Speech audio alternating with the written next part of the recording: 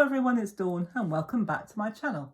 If you were able to join me yesterday, you will have seen me make this little mini album for these gorgeous tiles that came in our pack from PAPERCRAFT Society Box 44. Well, today I'm going to be showing you how we can make something to go with one of these items or one of these little tiles. So I'm going to put the tiles out of the way for the time being, and I'm going to bring in a piece of square paper. Now this square paper, this is one of the white cards from the pack, but any white card you've got will do. Now the beauty of this project, whether you're a PAPERCRAFT Society member or not, whether you've got this box yet or not, you can still do this. Anybody can still do this with whatever image they've got. So that's what we're going to do today. And you will need a piece of white card which measures, I believe, 5 by 5. Yes, 5 by 5 inches. And what you need to do, somewhere I've got a ruler. Anyway, what we need to do, we need to measure halfway down, which of course is 2.5 inches. And I've just put a pencil mark. I'm not sure if you can, oh yes, you should be able to see. I've put a pencil mark at 2.5 inches and 2.5 inches that side as well. And then what we need to do is measure 1/2 inch down to 2 inches, then another 1/2 inch down to 1.5, another 1/2 inch, and then another 1/2 inch. So we're taking 1.5 or 1/2 inch each time. And I will put all of these measurements in the description box below because there are a few others. And we'll just do one corner. Eventually, you'll need to do all 4 corners for this project, but I'll just do one corner and then I'll show you what it looks like when we've done all 4 corners. Now, we're just going to take a black fine pen. Well, it doesn't have to be black. You can do any colour you like. If you want it to be a different colour, that's absolutely fine. It's your card, it's your project, you can do it whatever colour you like. But I'm going to do it black, and I'm just going to go over my lines. I've just done some pencil guidelines, really. You can rub these out when you're done if you want to. But by the time we've finished these, we won't see them, so I shan't bother. So that's what we've done to begin with. So we're setting the scene for creating our own pattern. So you don't have to do this pattern, this is just an idea. So, well, first of all, we're going to do a little arch, and we're going to keep each one within the perimeters of our arch. And then what we're going to do, in this case, we're going to do a circle, or roughly a circle anyway. It doesn't have to be exact. As you can see, it won't be exact. But what we do here is we overlap them. So it overlaps all the way along like that. So we will just do one corner. It won't take all that long. So we'll just do that all the way along, right till we get to the end.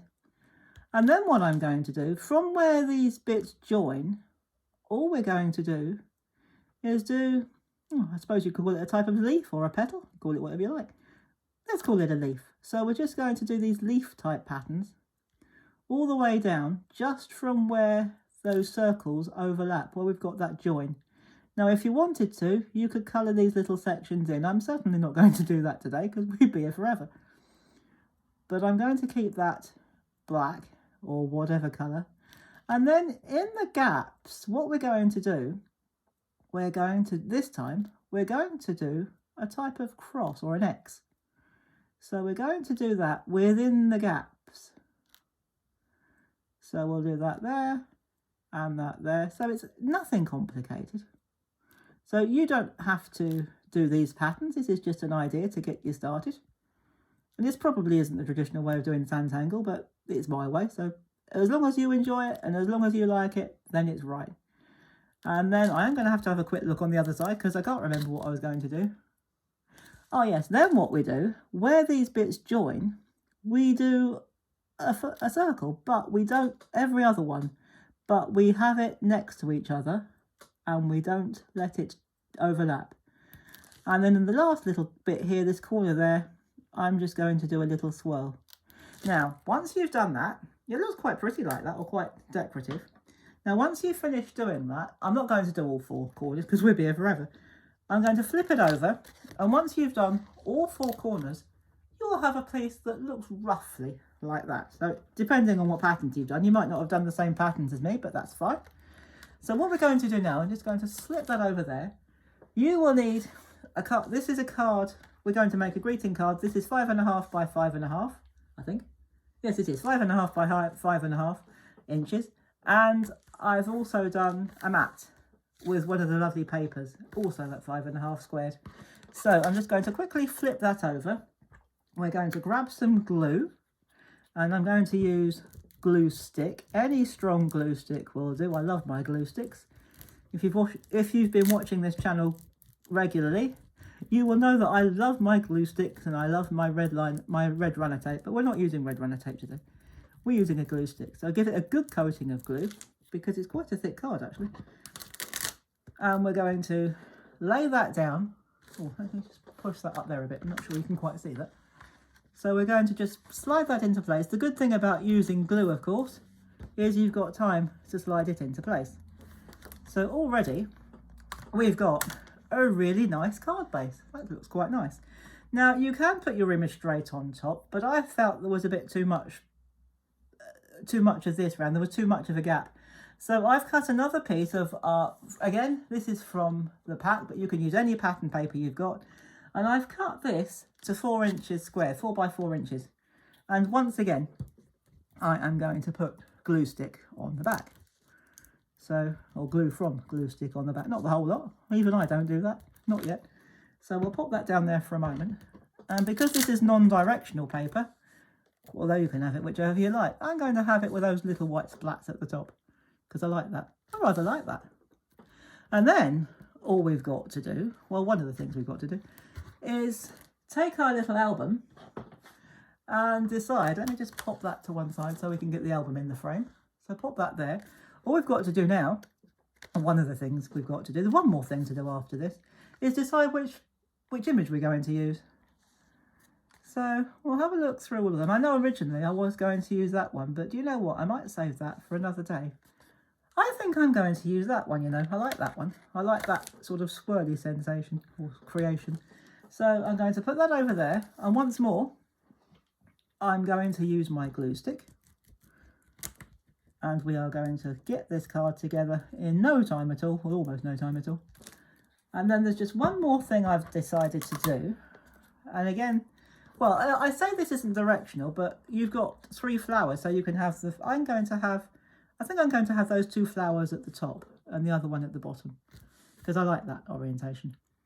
So we're going to pop that there. That actually looks rather nice together. And the only other thing I have done is I've used one of the stamps that says dream. Well, I say I've used one of the stamps, but when I went to use the stamps, the actual stamp for the word dream was actually missing. All the other stamps were there, typical, isn't it? The one I wanted wasn't there.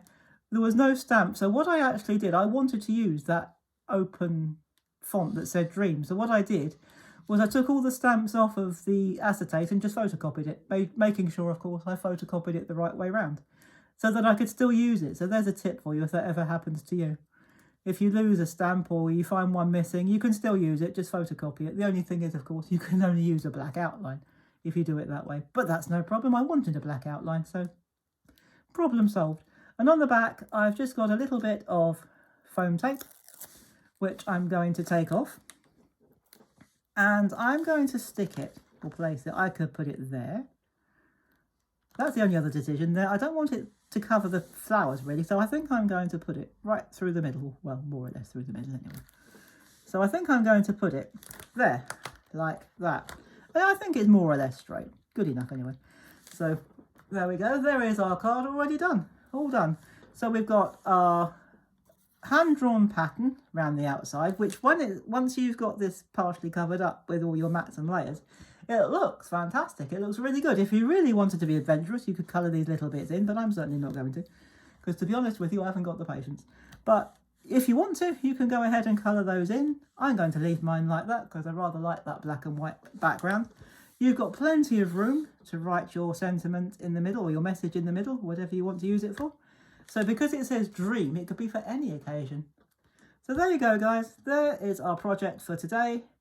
And we've used an image from our album. Now, of course, I've got a spare gap there, so I'm going to have to find another image to put in there, which I'm probably sure I will.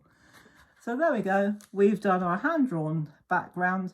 And we've used an image from our album, which we made yesterday, to put centre stage, so to speak. So I do have one more project that I'd like to share with you from this box, but I'm going to give you the weekend off so that you can catch up with what we've done so far and any other projects. And of course, if you're going to be watching the coronation of our king here in the UK, I think that's tomorrow. Is it tomorrow? Yeah, I think it's tomorrow. So yeah, I'm pretty sure it's tomorrow. If you're going to be watching the coronation of King Charles III, I think that's what he is, I'll obviously have fun with that if you're going to be watching it. I'm afraid I'm going to be working, so I'll miss it, but I'll catch it up eventually. And I will see you early next week, probably Monday or Tuesday, with our final project from this series. So in the meantime, thank you very much for watching. I do appreciate it. Do take care, everybody. Have fun, have a great weekend, and happy crafting. Bye-bye for now.